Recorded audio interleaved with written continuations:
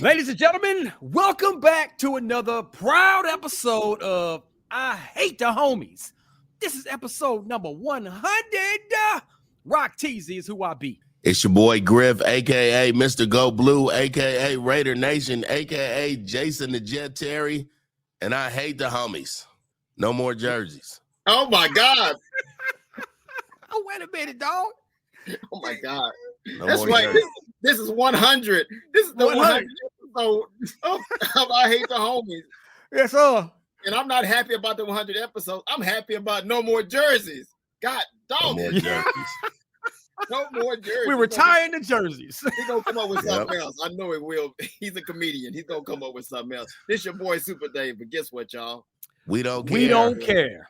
But we do care about our big brother Griff because he's not feeling well. He's a little bit under the weather right now, but he's still sucking it up for this 100th episode, man. So Absolutely. we're going to hit what's this. up with him? Is he trying to be Ocho Cinco from don't night know. cap with the shades on? He's like one of the Doobie Brothers or something, man. The Blues Brothers or something. Like, I don't know what kind of look you got going on, Griff, but Dog, I'm trying not to fall off this camera. hey, man, look at him. it's all He's good. sick. We know you're not feeling well, but doggone it, Let's get it in. we homies. You know, All right, so you kick a man when he's down, and that's what I'm doing. I'm gonna kick a man when he's down. You're awesome. Thank especially you. now that he's down on your level, so you can reach him now. Why you gotta add something to it? Why you gotta add something?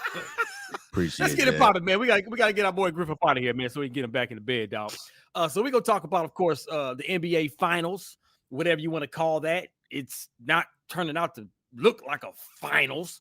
Because but we're gonna give you our thoughts on that, man. Also, we lost another legend in basketball, Jerry West. If y'all don't know who he is, we're gonna let you know. You're gonna find out by the time we get done with this episode. And we can't go through without talking about Caitlin Clark being snubbed from the USA women's basketball Olympic team.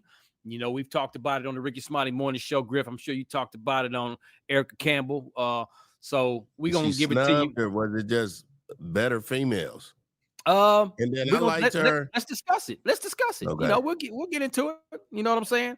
So let's get ready to get it popping. I Hate the Homies podcast starts right now. You done messed up, Aaron. Yeah, huh? I've been geeking for this broadcast. Got me in my bag, cause all they do is talk a lot of trash. Wait until I see them face to face off of this podcast. What you gotta say now? Check the facts, don't have the wrong stat. Rock T, he a genius as a sport, make Ricky smile, boy. Super Davey Harley come up short on like it's Cowboys. Always controversial, Griff call out plays, no rehearsal. Got me talking all in circles. I hate the homies. And Griff be laughing like it's funny. But they never bet no money. They my mans, but they throw me. I hate the homies. All right, so we can't move forward without talking about the NBA logo. Like, if y'all didn't know, whatever is correct, Jerry West passed away at the age of 86. One of the greatest players of all time. Led the Lakers to 9 NBA Finals. The only player in history to be named MVP of a Finals that was on the losing team. Right. That was on the losing team. In that game 7 in 69, he had 40. He had a 42-point triple-double. Well, he had 38 every game, too. Yes. God, dog, man. And the only reason why he does not have several more trophies is because that dude, Bill Russell, was in his way. Yeah. It was, like, Boston was the problem for him his whole career. He's not a fan. Man, come on. It is what it is. But his silhouette is the NBA logo. So when y'all see the NBA logo, that's Jerry West, if y'all didn't know that. How y'all feel about it, man? I mean, it's always sad when we lose another legend. Nobody likes when we lose our amazing stars in sports or in general. But what are y'all thoughts? When I heard about it yesterday, he died at the age of 86, correct?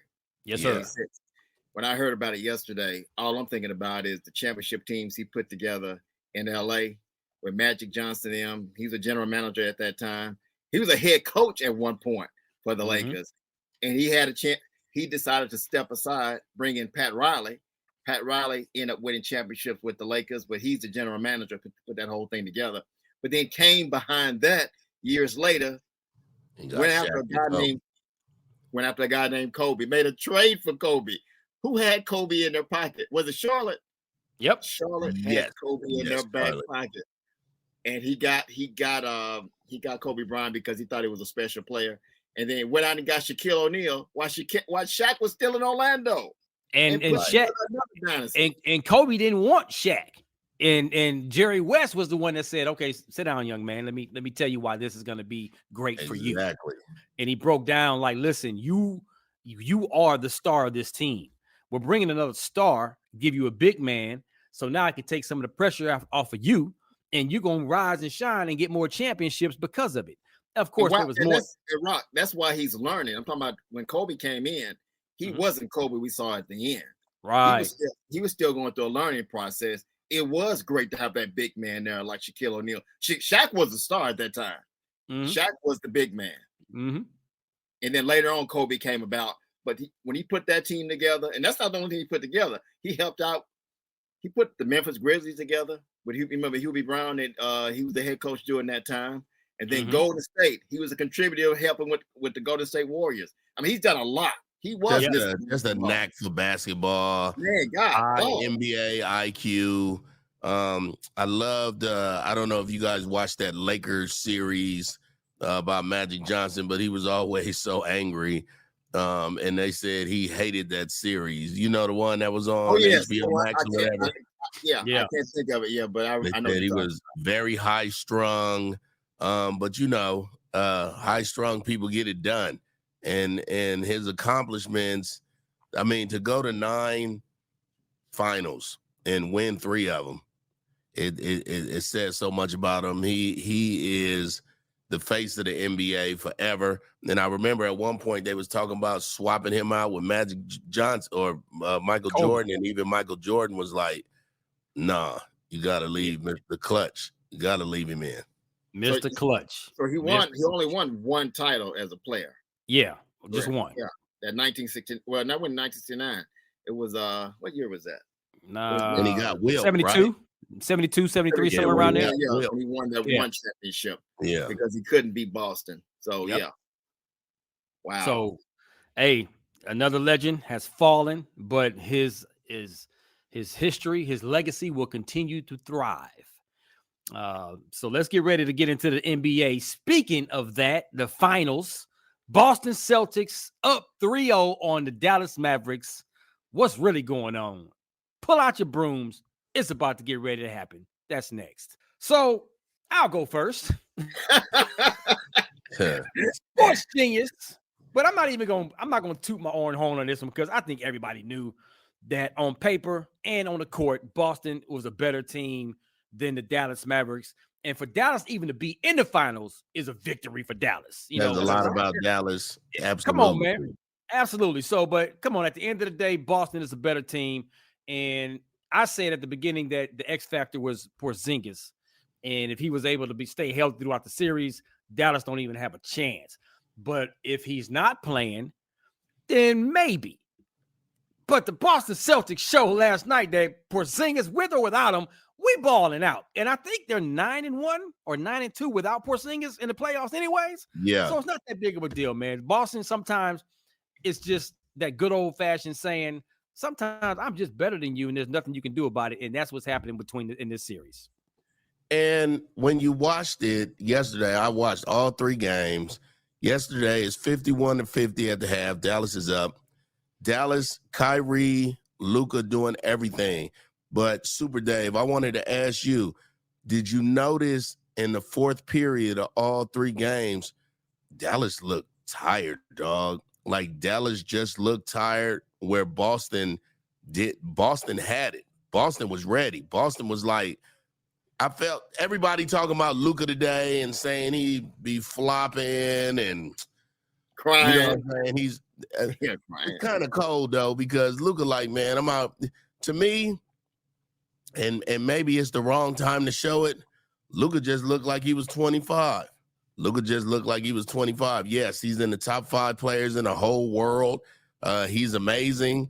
but he looked like a 25-year-old these last 3 games. And I don't know. I feel like it's something separating the team because Kyrie was on his, but then Boston just got too much heat, man. And you can't be mad at Boston. Boston is about that life. And like Rocky said, Dallas making it that far says a lot about Mark Cuban and his organization and, the way he about to pick up players next season. I think we all picked Boston to win this series. I think I had them at 6. Rock, I forgot what you had them. Nobody had a sweep, and we still don't know about a sweep yet. I mean, I still think Dallas may get one. They won't win the series, but they may get one. Their best shot was to get game 3 when they were down, when they were up 51-50. But when Boston came out in that second half in that third quarter and went on to they outscored them 35-19 in that third quarter. That was the end of the game. They took the heart, even though the Mavericks made a run in the fourth period. The Boston Celtics never gave up the lead. Their stars. That video game when you died, your soul left. Remember that video game? Oh, you know what I'm Mortal talking Kombat. about? No, it's Mortal Kombat. Wasn't it? That was Mortal Kombat, right? Well, I like Pitfall too. That was a good answer with Pitfall. Yeah. But Mortal Kombat, you could see they soul, dog. He was like, "Come on, get on Dallas." it. Right. Yeah. I mean, they never gave up the lead. I mean, when Luka fouled out, superstar fouled out, but to me, they were all warned. They were all fouls. I mean, no matter how you look at it, when people say, "Well, it's the playoff, it's an NBA Finals," you got to let some of the calls go. No, you don't, because the other calls went the other way too. I mean, Jason Tatum got fouled. They didn't call it. That's part of the game. The Mavericks had their shot to win this basketball game. They blew it. Kyrie finally showed up in game 3. Luka still put up, 28? What do you have in this game? 28 points? Yeah, 27. 27. But the 2 stars for Boston, which is Jaylen Brown, Jason Tatum. And Jason Tatum came out to play against the Mavericks. And I think he played better away from home.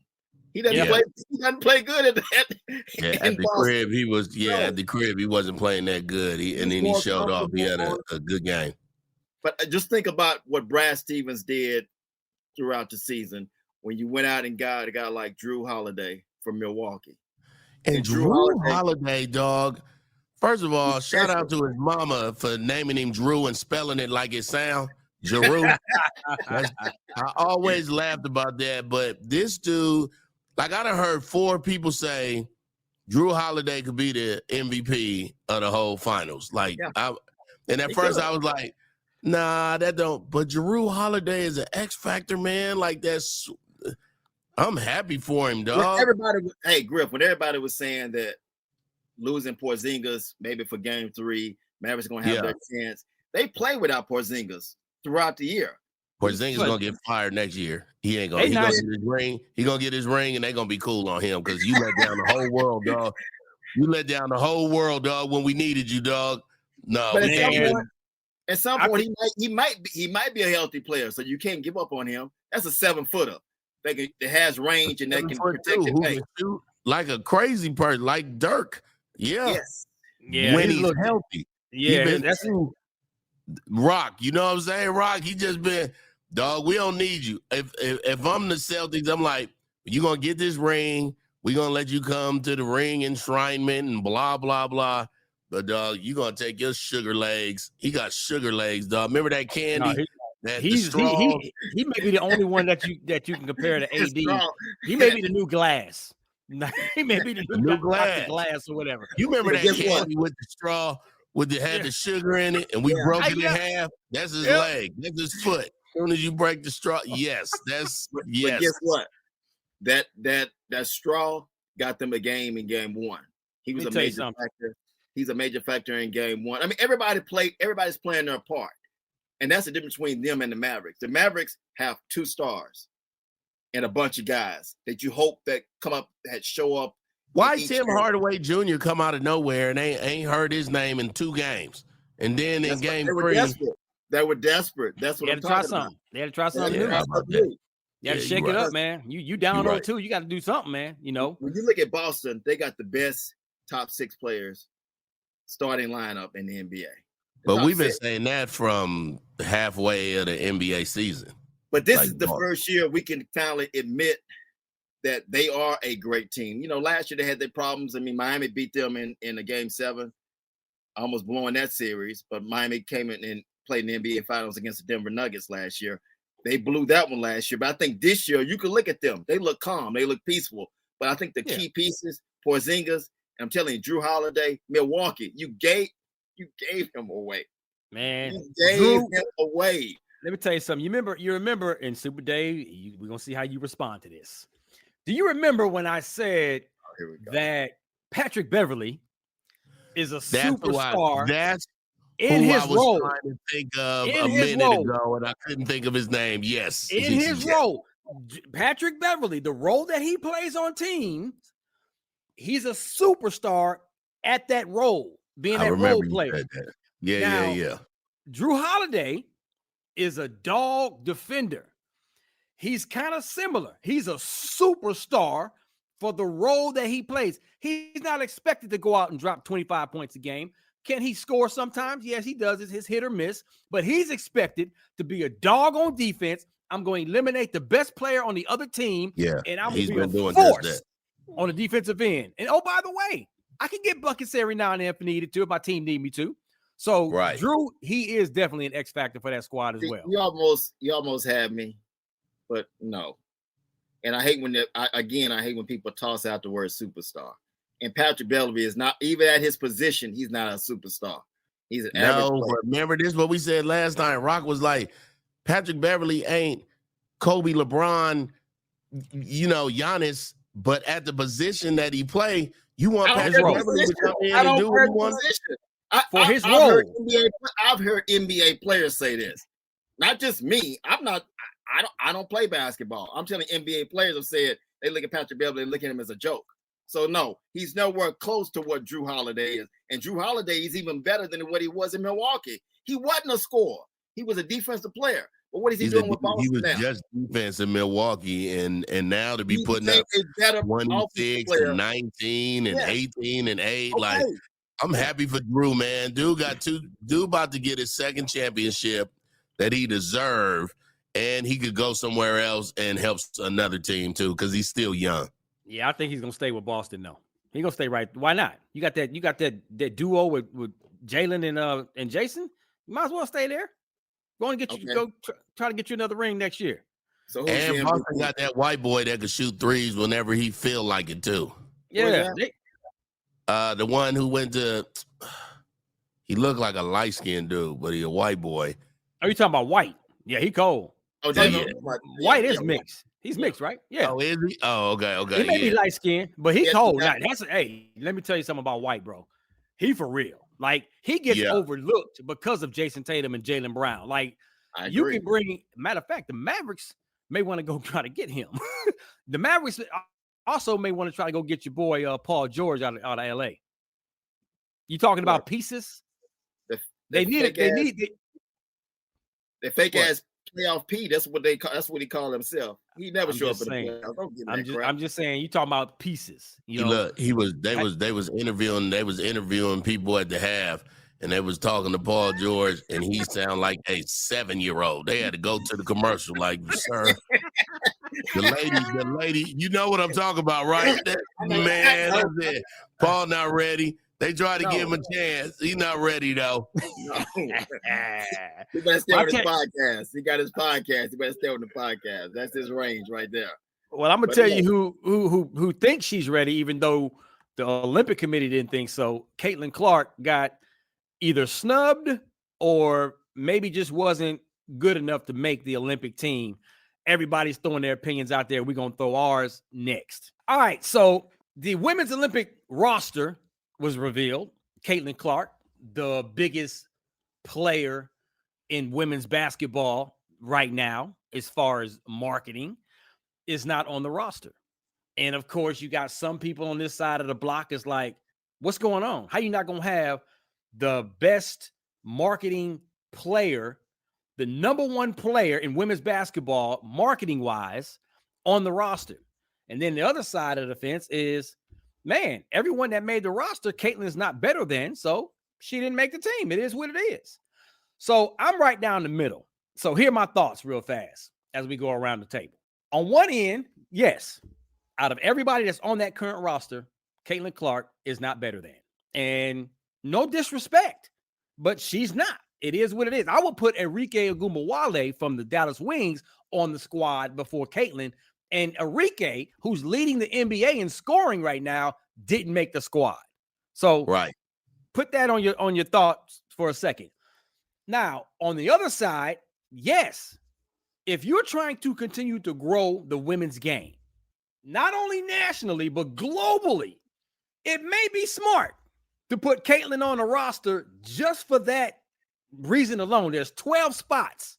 If she's the 12th spot and you got 11 other dogs, you still got enough to go win that doggone gold again.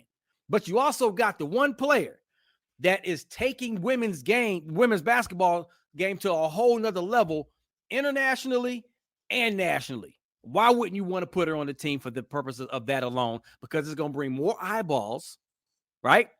More viewers, more fans to women's basketball. So I'm right down the middle, guys. You know, I'm cool with her not making a team because if I was to put the team together, she wouldn't be on it as well. No disrespect. She's going to be able to make an Olympic team one day in the future. That's your answer. Don't say you're down the middle. Right. That's your answer. But I understand the marketing side too. Like, I'm like, yo, if she was on the team, I wouldn't be mad. Let me say it like that. If they put her on the roster, I wouldn't be mad because I would understand why they did it. And that's you're the on the marketing Olympic only. committee. You're on the Olympic committee. You got to make a decision what you're going with. That's all I want to know.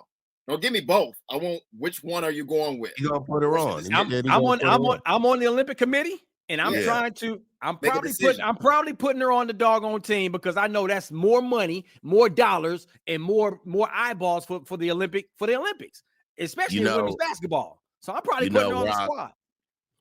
I was thinking about this for a minute, right?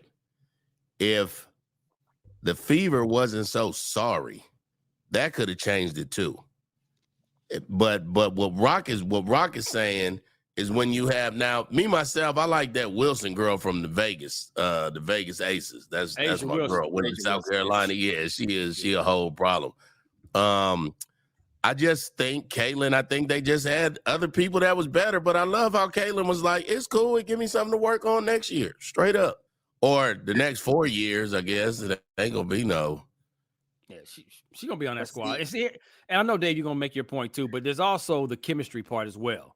Like, you know, these women on the WNBA squads, they've been playing with and against together for a while, for years. Right. Like, you know what I'm saying? They don't have time to practice. They formed this team. Little hate though. It's a little hate. There is absolutely, yeah, and it's a little smidgen of we don't like her.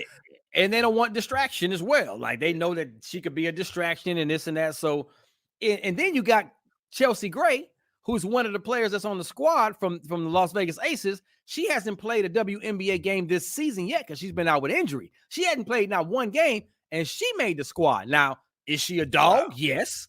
But that's also another argument why people are saying, wait a minute, she hadn't even played a game, and you're gonna turn her loose in the Olympics without even playing a game? We don't know how healthy she's gonna be. So, you know, that's another argument right there. Dave, what you think? Let's stop giving people stuff. I mean, most people that's talking about this right now are people, you know how like Beyonce she has her what they call them, the bees or something? Beehive.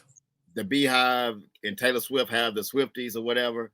Right now, when you're looking at Caitlin, she has her own thing now. She has her own group that ain't watched not one basketball game before she started playing in the WNBA.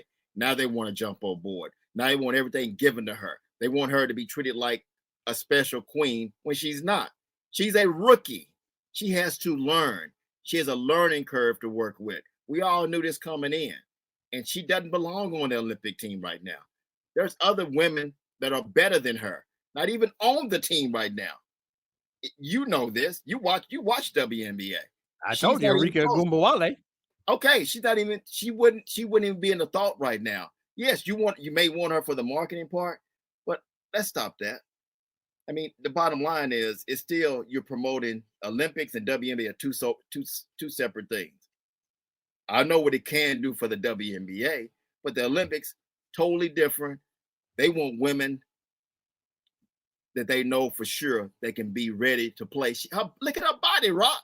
We even talked about this. Listen, from from basketball wise, you're absolutely right. She does not make the team basketball only. I'm talking about from the marketing side. That's all. He's talking about the future. And I don't know. And I don't know what you achieve. I don't know what you achieve by bringing on. I know what you said marketing wise, but just like in the WNBA now, you got people going to watch her game. She's filling up filling up arenas. That's fine.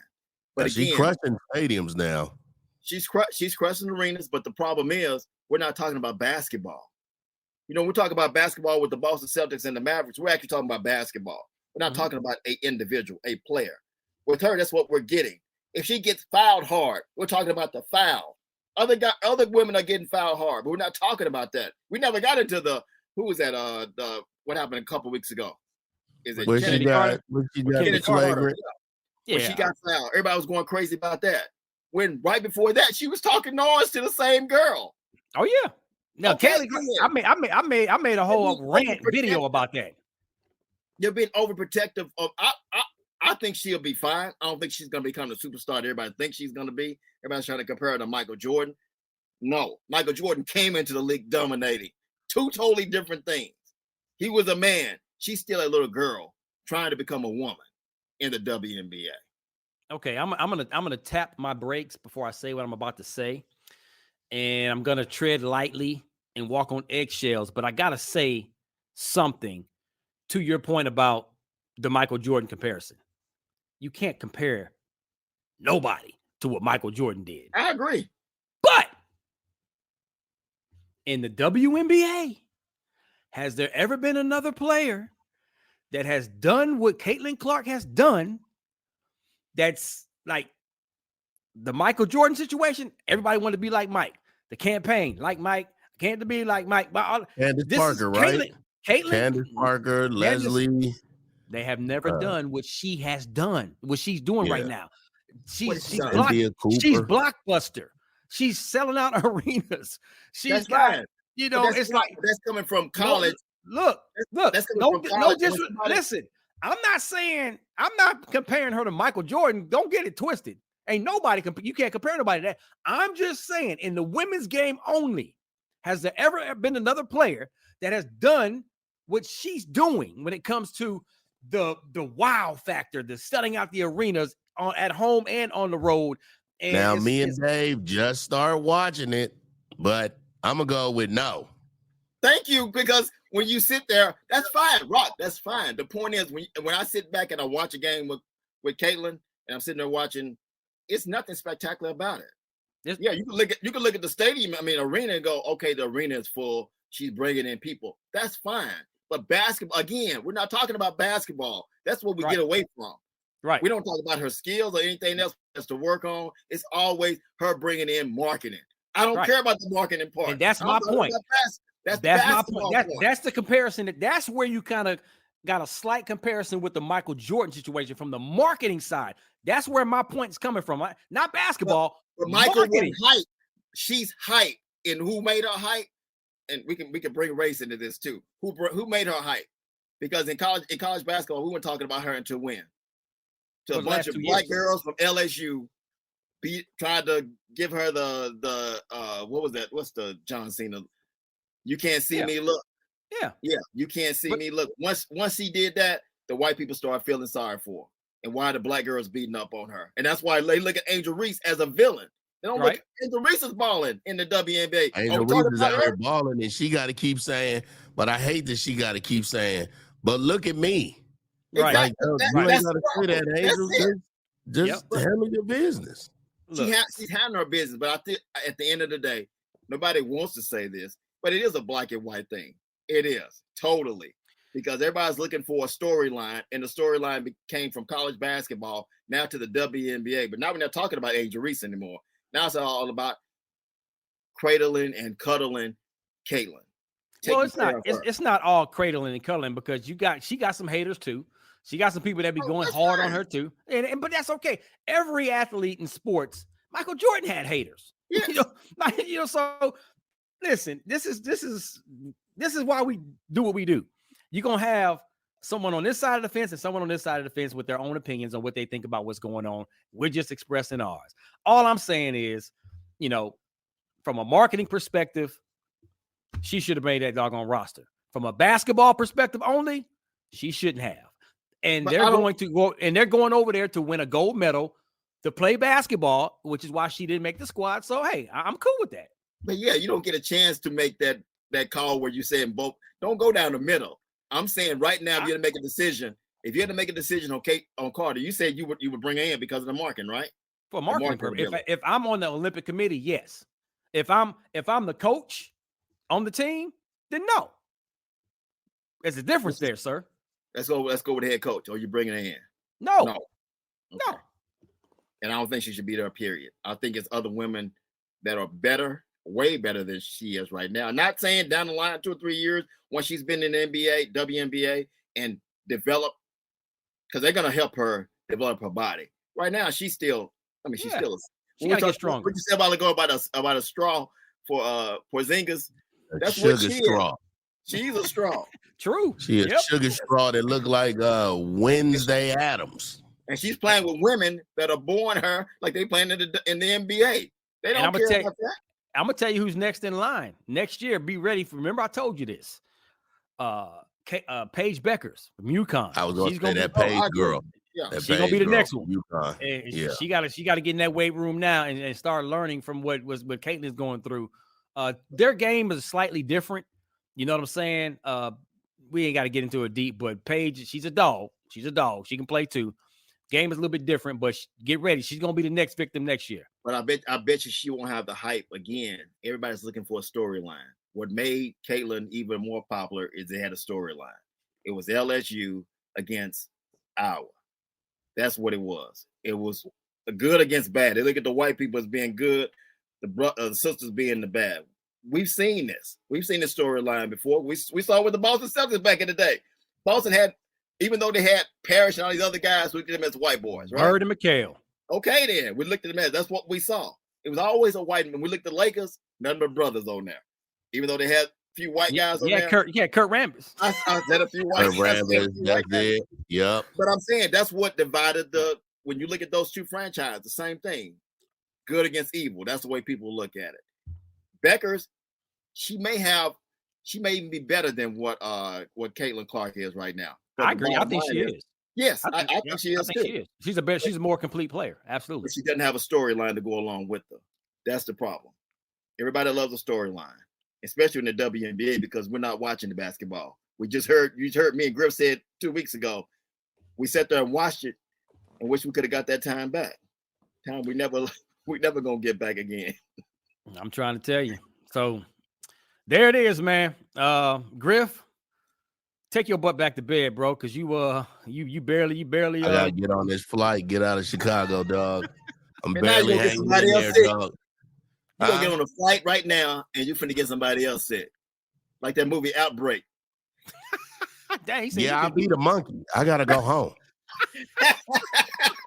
I'm the whole monkey. I'm gonna be in 7E, the monkey. But I ain't coughing and stuff. So shut up, Gray Babe. Not monkey, ape. But it is what it is, man. There it is. I Hate the Homies, episode number 100. Congratulations to the homies, man. Thank y'all for continuing to subscribe, download. Go tell a friend to tell a friend. We'll see y'all again as we do it one more again. Rock TV. Send those questions in. We'll answer those questions. Any kind of questions. Absolutely, man. Y'all hit us up. Follow the social media. I Hate the Homies. All that stuff, man. Hit us in the DM. If you want us to talk about something, we'll do it. We check all our messages. Absolutely. And try to figure out why this Negro got on shades right now. Ocho Cinco. Take him off. Take him off. Take him home, Griff. I want to take him off, bro. I want to see the eyes, man. I have such a headache, dog. I know I talk loud, dog, but when I talk loud to myself, it's murdering me, dog. You don't even understand, dog. Deuces, man. Rock Tees is who I be. Let's get out of here. It's your boy Griff, a.k.a. Mr. Go Blue, Mr. Raider Nation, Jason the Jet Terry, and I Hate the Homies. And it's your boy Super Dave, but guess what, y'all? We don't care. We don't care. You got me Holla. sniffing now. You got me sniffing, man. Man, grow up. I hate the homies.